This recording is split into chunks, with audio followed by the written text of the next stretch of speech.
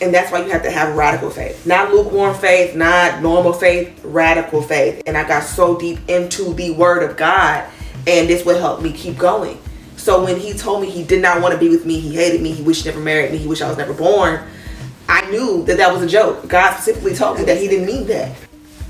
What? When I said that? You know what's funny? This is a parody, but it's actually not that much of an exaggeration of the clip I'm about to show you. I just completely changed as a person, and I realized that God loves me, that God has a purpose and plan for my life, that God chose me, that I'm fearfully and wonderfully made. Yeah. So he would call me out my name, it wouldn't bother me because I allowed God's voice to be louder than his. And when I was going through transition of him not coming home on the weekends, not being there, telling me I hate you, I'll never love you, I wish I never married you, I knew that life and death is in the power of the tongue through the word of God. So I would say, you will love me one day. We will have a good marriage one day. And although he would go out for weekends, I would literally help him get ready to go meet a side chick by ironing his clothes and getting him ready for the night. And these are all things I was graced to do. I would not encourage anybody to do that unless you are graced by God to do this.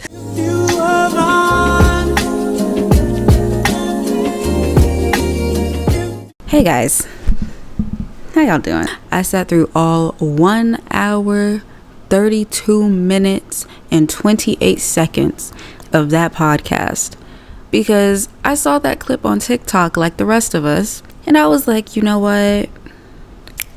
There's context that we're missing. Like, you know, people be clipping and putting it on TikTok, and now we're missing context, and we be getting all mad and stuff. Let me go and hear these people out. And let me tell y'all, I am so pissed that I will never ever get that 1 hour, 32 minutes, and 28 seconds back. I can't believe that I let y'all steal this time away from me. It's my fault. It's my fault. I wanted to get all of the details. It's my fault. I let y'all steal this time away from me, and I'm never gonna get it back. Before I give y'all the context, because I ain't even gonna play with y'all time like that. Hello, welcome back to my channel. My name is Sonya, and I'm just so happy that you decided to spend this time with me. Please feel welcome to like, comment, and subscribe. And let me tell you, I do be active in the comments. But anyways, let's get into the background behind Mr. and Mrs. Steele. Starting with Mrs. Steele, aka Kelly Steele. She expressed that her parents actually separated because of infidelity. Her father did cheat on her mother, and she always had this idea of, dang, like, if my mom would have stayed, we could have stayed, like, all of us could have stayed together. We could have stayed a family. Moving on to Mr. Steele, aka Reggie Steele. His dad was a pastor and also dealt with infidelity issues. His father had 10 kids with 6 women. However, Reggie's mom was like his main, I guess. Reggie's mom was the one that he stayed with. He was always there. Like, they were like the 2-parent household. And Reggie was also taught by his father that this is just how men are. You know, men just want to spread their seeds far and wide. However, for you, please just have kids with one woman. That's what he told Reggie. Please have kids with one woman. I mean, I guess he kept his promise. Moving on to high school, this is actually where Reggie and Kelly met. Initially, Kelly met Reggie's mom while getting her hair done, and Reggie's mom gave Kelly his number, but she didn't call him. Sometime later, Kelly ended up receiving Reggie's number again, but this time it was from a young lady that Kelly said wasn't that attractive. This girl named, I almost said her name, but she said, you know, me and Reggie broke up. And I said, Reggie who? And she said, Reggie Steele.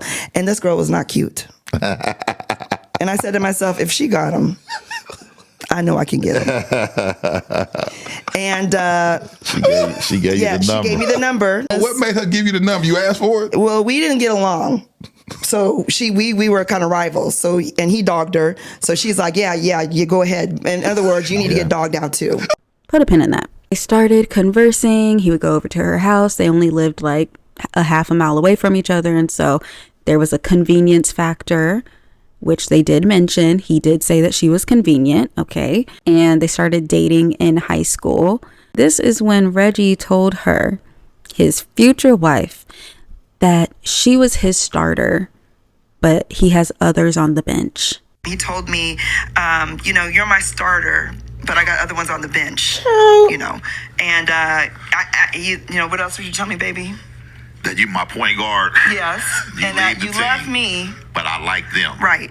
So I was in a relationship I was okay with that as long as I was first. Mm-hmm. And there's a reason for that. I want, the women to know out there. I didn't know Jesus. I didn't, know who I was. He also told her that he noticed that oh my gosh, I can't even get this out clearly. I am amazed at the audacity.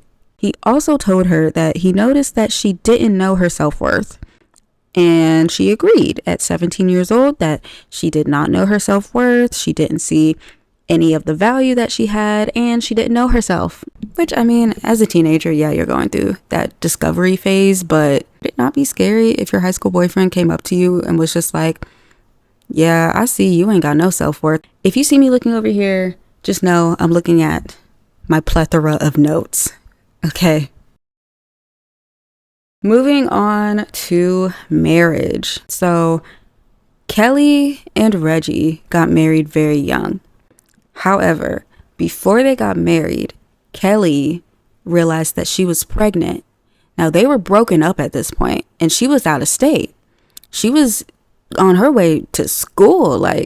When I found out I was pregnant, we were actually broken up during the summer. Okay. We're going to college. I had a full ride scholarship to college for classical piano. He had one for Classical baseball. piano? Yes. Oh, I love that. I was a classical pianist. Her parents are like, oh no, we're done with you. And so she has to move in with Reggie and his family, and she has to start going to his church. So she's pregnant. They end up getting married when she's 19. He's 21 at this point. But he still tells her, hey, just so you know, I don't know if I'm going to be able to be faithful. Yeah, he said that. After, the vows are exchanged, rings are exchanged, you may kiss the bride, all that good stuff. He tells her, hey, I didn't get to have fun. And then for the next 5 years, cheats on her, disrespects her, drags her through the mud, and becomes a felon. He also becomes a felon. And I was working for the police department as a dispatcher. It was 3:00 in the morning. I worked nights. He worked days because we couldn't afford daycare. Mm-hmm. I was dispatching. I got a call for armed robbery in process. I got the K-9, the air unit, set up a perimeter. We were chasing him. We pulled the car over, arrested them, and it was him. Why did she marry him? She said that she married him because she thought the title of husband would change him. And she thought that if he owned her and she was going to be Mrs. Steele, that he would treat her better. And why did he marry her? So his mom actually instructed him to marry Kelly and not the woman that he was going to marry, because in his mom's eyes, the woman that he was going to marry was not maternal enough, and she was going to cheat on him, which is so interesting, because he also mentioned that his mom, when he would have other girls at his house, his mom would call Kelly and be like, oh, he's over here with other girls. I keep on telling him to stop, but he's just over here with other girls. Don't worry, you're his wife though. This was obviously before they got married, but literally calling Kelly, yeah, he over here cheating on you, girl. Anyways, during this 5-year stretch that he would go on to cheat on Kelly, go back to smoking, go back to drinking, all of that stuff, Kelly would find herself fighting other women, jumping on the hood of his car, trying to get him not to leave, hiding his keys and helping him look for them. Everything you can imagine. Everything you can imagine. And eventually she went to the mothers of her church for advice, and they basically just told her to pray for him. Just get some oil, put that cross on his head, and hope for the best. Eventually, she went on to try to be the best wife that she could be, and that included ironing his clothes for him to go and spend the weekend off with his side chicks. And despite his infidelity, Reggie expressed that he felt like he needed to stay in the household despite how he was showing up as a husband because they had kids together. 5 kids to be exact. He also stated that he is a phenomenal father despite being a bad husband. Now that we're done with that background, y'all ready for some commentary? Let's get into some commentary. So I was going back and forth between, do I make this video? Do I not make this video? However, when she said this, I knew I had to get an outline ready, child. What would you say to the women that may be looking at this and say, see, that's that nonsense they talking about? Well, I would say that's why you're single still. Because I'm sure somebody had been in your life already. You don't pick the fight. You know? And you didn't want to give the investment for that person to become somebody, and then you lost them probably a long time ago. And you should have just worked with them from the beginning and just worked out the kinks and worked it out. Yeah, when she said this, I said, oh, I know who you are. I know you're kind. One of my pet peeves is when people use singleness, especially towards women, as some sort of insult or like a gotcha, like, ooh, I got a man, you don't. My thing is, being in a relationship is not a flex. A man is one of the easiest things to get. Now, being in a healthy, okay, say it with me now, healthy relationship, now that's a flex. Being in a partnership and where you both are adding to each other, there's peace in it, there's safety, you both feel like you are home, like, that's a flex. So last night I sat up and watched the entire Dear Wifey podcast with Reggie Steele and his wife Kelly Steele, and let me just say that I was very overstimulated and very uncomfortable. And I was uncomfortable with all the kiki laughing haha at trauma, because that's what it was. I didn't find nothing funny about emotional abuse, verbal abuse, cheating, disrespecting his wife, calling her out her name. Well, he wasn't calling her out her name then, but he was just saying, like, I was telling her that she wasn't worthy, she didn't have no value, and she just sitting there like, yep, that's what you said. No, absolutely not. And I didn't like the fact that I felt like she was not holding him accountable enough for me. Like, the whole time, it's just like, well, it wasn't him, it was me, and I had my own things. And it's like, yeah, we understand that everybody has their own demons and, things they have to deal with. But that don't mean you have to be disrespected in your own home, around your kids, around your daughters. You know what I mean? That don't mean none of that. That, to me, that's not love.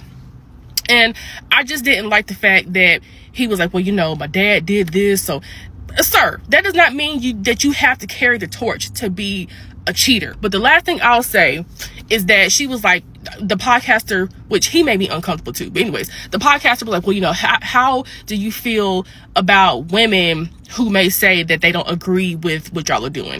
And she was like, well, that's why they're single. Sister, no. No. From a married woman, absolutely not. I will not be disrespected in front of my kids. I won't be called out of my name and thinking that is okay because y'all are married and y'all are in the church. No, I don't think that's what God intended. Like, to me, that's not love. And I noticed, like, in the pod, the husband, Reggie Steele, he mentioned that a very low percentage of Black people are married. My thing is, I feel like, and this is just personal observation, obviously I don't know everyone who was over the age of 50, but I feel like the older generation is a lot more numbers focused, like, oh, why is no one getting married? While the younger generation, from what I've seen from the people that I'm around personally, are more focused on the quality of the relationship, whether it's romantic or platonic. Who cares about perception when you go home you can't even talk to your spouse, they don't want to talk to you, they don't want to be bothered with you? Who cares about looking cute and happy on Instagram when you're coming home to that? You are the one experiencing this lackluster relationship, but oh, it looks good, I have a ring, At what cost? Anyways, I got off topic, but to add to the declining marriage rates, women have more choices. We're out there getting our degrees. We're out there getting certifications. We're out there having businesses of our own. Women are really doing it. Like, they're creating beautiful lives for themselves.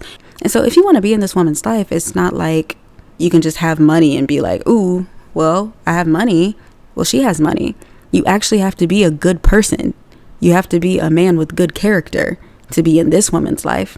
Because if not, you're just messing up the feng shui. Nowadays, people expect their spouse to be a good person, a person with good character.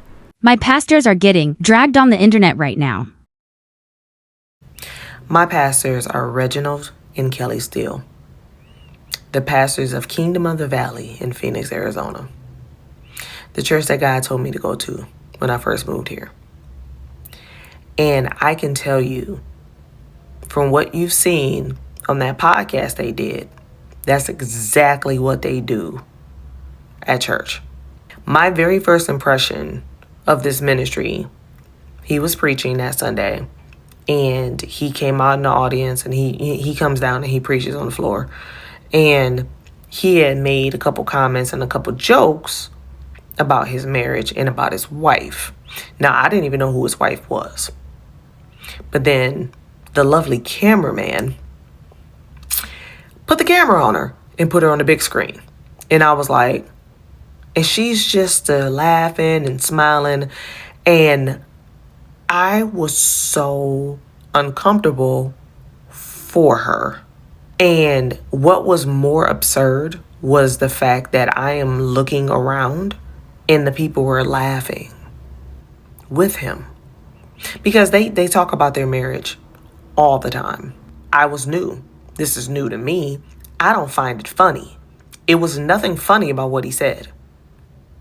I had second, third, and fourth hand embarrassment for her. Because there's no way that I would let you be on the mic, streaming on the internet in front of all these people, and basically call me dumb or stupid for staying with you, or you was talking about how you was the man and you was stepping out on her. Like, they would say this, like, he would say comments like this all the time. He's so random with the disrespect. Now, these are not bad people, and I love their kids. They're all grown. They're active in the ministry. But we're talking about this podcast and the things that he said. And I am telling you, as a person that goes to their church, these comments and stuff be said a lot. And as my first impression at that church on that day, I literally text my best friend. And I was like, he's disrespecting his wife and his marriage in front of all these people, and people think it's funny. And I just went. I didn't go today, but I went last week. And they preached together last week. And even in the midst of them preaching together, it was a couple comments in there. A couple of them. I catch them all the time because I be looking for them, because they talk about their marriage and each other so much, especially him. And it's very uncomfortable for me. So watching that podcast was extremely uncomfortable for me. And then the fact that God told me to sit under their covering at that ministry. You can't tell me y'all prayed about going on that podcast, at least about what you were going to share. Because that couldn't have been wisdom to disclose the stuff that y'all disclosed on that podcast. I can't say that that was wisdom to do. To each their own. This is your story. This is your testimony. But there's just some stuff you don't need to say. Maybe use some discernment and when sharing certain things, because you saying that you are ironing his clothes so that he can go out with his mistress, that the girl came and checked you and you was the wife, that he would leave for days at a time and you would come back and ask him what he want to eat. Like, babe, listen, I love the Lord too. But no, I'm used to 125 too. Yeah. She 5'6", 175, and she was the wrong color. So what made you keep coming back to her? She's not your preference. She lived down the street. So you said convenience? Very much. I would always feed you. She would feed me. I said, women, you gotta feed them. And she would give me money. This is why I warn women to never give a man a chance when he acts as if you're not his preference. When he goes out of his way to say, I don't usually like dark-skinned women. I don't usually like women with tattoos. I don't usually like plus-size women. I don't usually like women who have children. When he goes out of his way to make you feel like you're not his usual type, most of the time he'll never let you forget it. They will always use that to humiliate and to embarrass you. But this is the literal representation of what it looks like when a woman plays her own game of survivor. Outplay, outlast, outwit. Now you telling me you even outspent? You was giving the man money? This man is happier than a pig in slop, talking about all the hoops he made her jump through to show herself to be worthy. And truthfully, he probably still doesn't think she is. A man can smell desperation in a woman from a mile away. He doesn't keep coming back because he loves you and he misses you. He keeps coming back because you're the only one that would let him. You have successfully beat out the competition, but what did you really win? Because he's no prize. That man isn't testifying, he's bragging. And they're not laughing with you, they're laughing at you and to your face. That man wouldn't put up with 1/10 of what he put you through because he knows his worth. I'm always going to preach for you guys to really know yourself.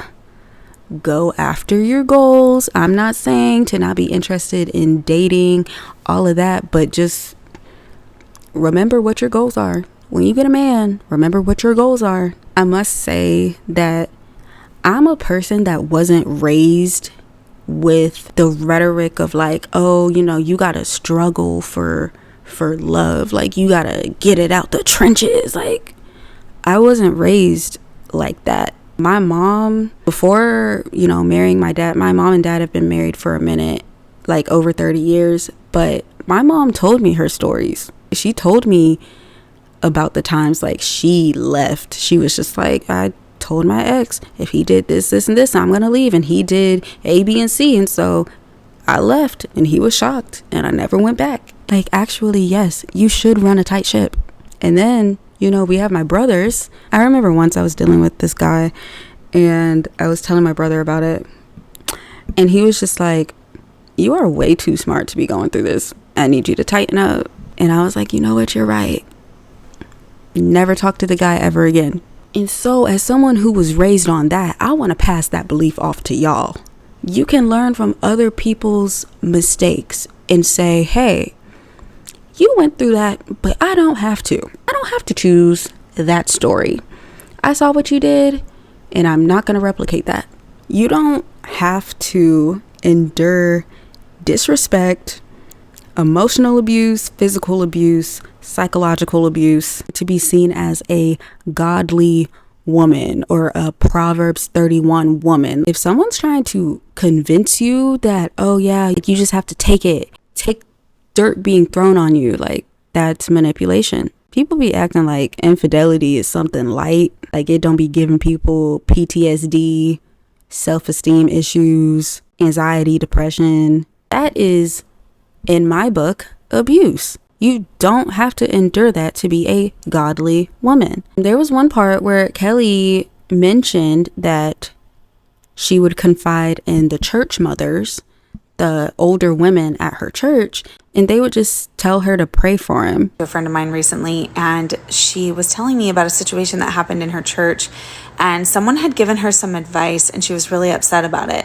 And she had been sharing some concerning things about the person she was dating. And this person gave the advice that, you know, if it did turn into an abusive marriage, then that was God's will for her. And when I tell you that I almost came unglued, I am not exaggerating. This is why that documentary, Shiny Happy People, exposing the cult of Bill Gothard and IBLP is so fucking important. Those teachings have infiltrated mainstream evangelical Christianity in ways that we don't even know. Because my friend does not go to any kind of church that supports ATI, IBLP, Bill Gothard, or anything like that. And yet this advice that this person who is in leadership at the church gave my friend is directly related to Bill Gothard's teaching and the purity movement teaching. It's also an overglorification of suffering, which is another thing in Christianity that is just... And you know, I only cuss when I feel really strongly about something. It's to express strong emotion. And I told my friend, abso-fucking-lutely not. That is a valuing of the marriage, the institution of marriage, over the individual in the marriage, which is a complete misalignment of God's values that are outlined in the Bible. Unacceptable. And as she shared more details of what was said between her and this person who was offering the advice, I also saw that they were elevating the idea and teaching of submission to a completely unhealthy level, which is so common in conservative Christian circles. Ask me how I know. That because your husband is the leader of the home, that you have to do things the way he wants them done. That is not what the Bible teaches. But that is what so many churches teach. Again, ask me how I know. The problem is that that is the kind of teaching that traps women in abusive marriages. Literally what he said, traps women in abusive marriages. And after I picked my jaw up off the ground and ranted for a few minutes, my conclusion was this person, not only has he never experienced emotional, mental, psychological, spiritual abuse for years and years and years and had it break him down until he was a shell of the person that he used to be, he's also a man. And he has no idea what it's like to be a woman trapped in a marriage like that. Oh my God. To hear that churches are saying no matter how abusive a spouse may be, whether to you or your children, that you cannot exit that covenant is completely false. And I feel like I touched on this subject just for a minute last week, and again, this needs to be expanded. A lot of churches run from talking about tough situations, and I get that, because it's hard to preach. It can move in a lot of different directions, but here's the thing, guys, don't you understand that usually the right thing's the hard thing? I need everybody in this room to understand this church will not run from the tough topics. You are not to associate with somebody that abuses. This consists of physical, emotional, verbal, and mental abuse. No one should ever have to stay in a marriage when they are being constantly abused. If you're being abused over and over again, get out. There's a problem. Get help first. Get help first. We're fixing to get to that. Come to the church and get help. No one should ever be abused in any way, especially in the marriage covenant of God. Men, y'all have heard me say it 1,000 times. Your job is to love your wife like Christ loves the church. Prayer is powerful. It is. I pray every day. Prayer is powerful, okay? But you can pray and be on your way. Usually to women, people like to make it seem like it's sinful or resentful for their partner to experience the consequences of their actions. I don't understand that. I don't understand that, because you can pray for that. You can pray for that person. You can forgive that person, but also preserve yourself, preserve your mind, your kids' minds, because they're seeing this. They see that their father is cheating on their mom. They see that their mom is going through emotional turmoil. They see the dysfunction. It's hard for me to believe that that's what God wanted for you. It just gives, oh, I went through it, so you can go through it. I wouldn't wish that on my worst enemy. Oh, and speaking of worst enemy, remember that girl that gave Kelly his number And the blessing is I ran into her years later and I said, thank you for giving Kelly Conway my number. That's right. I said, she's Kelly Steele now. Yeah. That's what you said? Yeah. Yes. And she was happy for us. I bet she was. Her plan worked out better than she ever thought it could. Whenever I hear about stories like this, I automatically think of Ephesians chapter 5, verse 28. Husbands should love their wives as they love their own bodies. He who loves his wife loves himself. If marriage is what you want, please marry somebody who wants to be a husband and not just wants a wife. Please marry someone who wants to be your husband and doesn't just want to own you. I don't want to leave this video off on a negative note, and so here are a couple more videos that just put a little smile on my face. Girl, hold my hand. Sisters, I want healthy love for you guys. It's out here, it's alive and well. And it's really easy to see when you don't have people yapping in your ear about how you need to settle, and this is why you single, and okay? Yeah, y'all ever just experienced the love so healthy, y'all? Like, just look at this.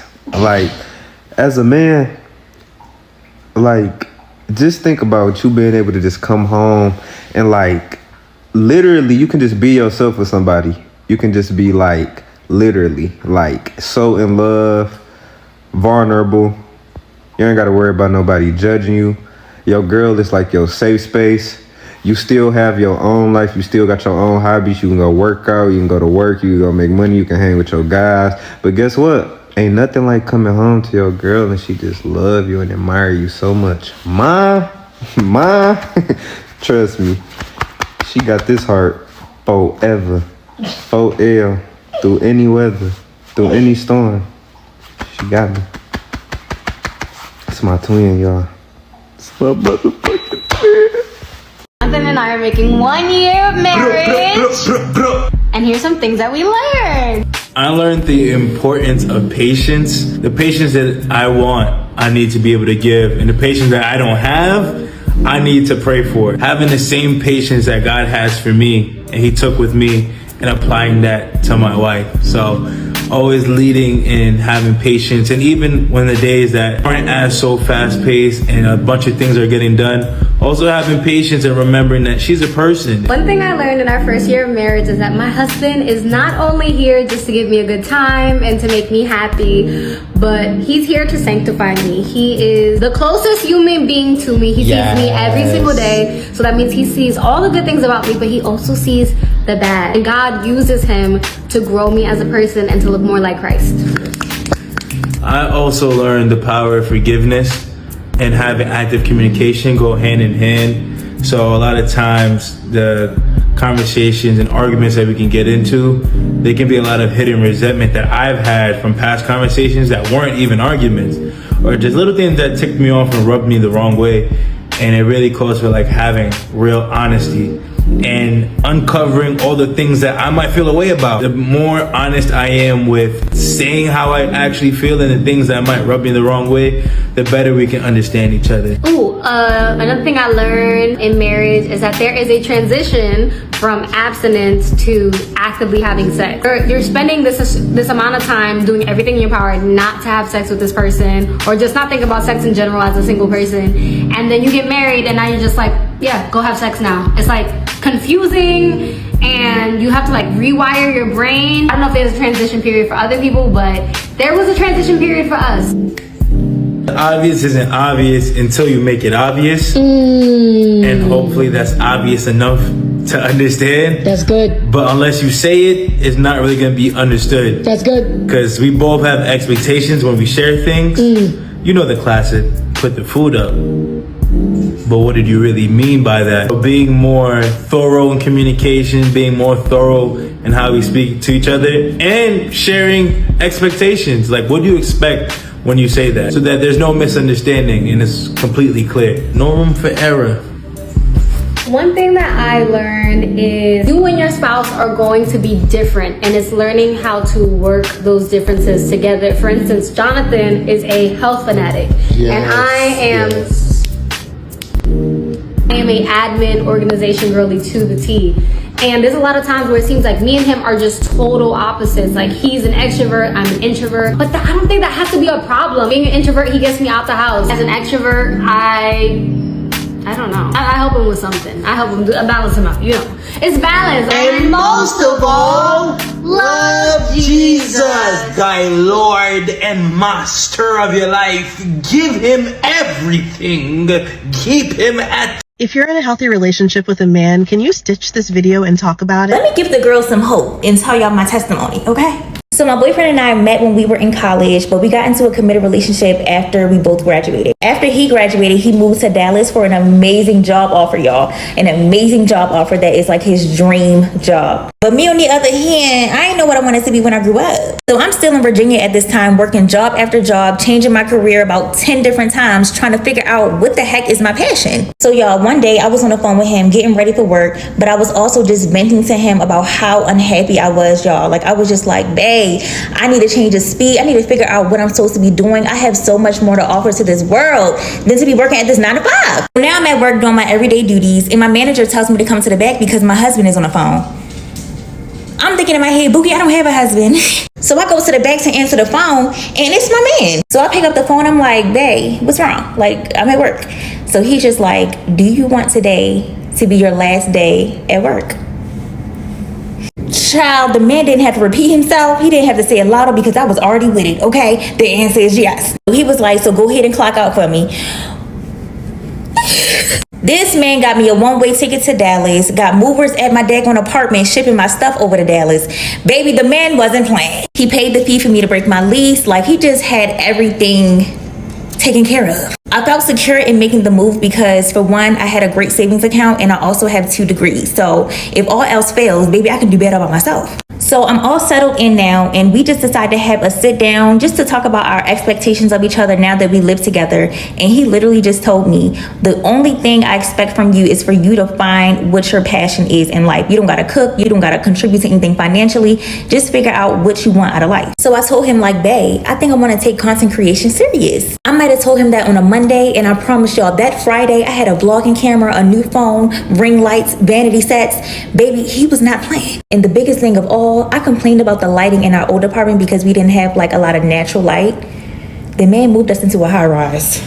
Like, I really cannot make this up. I say all that to say, this man knew how unhappy I was, so he changed my circumstances, and he also knew my potential, so he invested into my passion. And now I get to wake up every day and talk to a phone and make money. That man wanted to alleviate all my issues so I can just focus on me and what I want out of life. And that's a beautiful black king right there. It's been 4 years now. We've gone to couples therapy. We're constantly working on the quality of our relationship, and we just are obsessed with each other. And I just love my man. Do not lose hope, baby. Your person is out here somewhere, and he gonna come get you. He gonna come get you, Wookie. Thank you guys so much for tuning into this video. I really hope you enjoyed it. Please feel free to leave me a like if you liked this video, comment, I will see it, and subscribe if you like the channel, if you like the content. I hope you have a beautiful day, a beautiful night whenever you're watching this. Bye.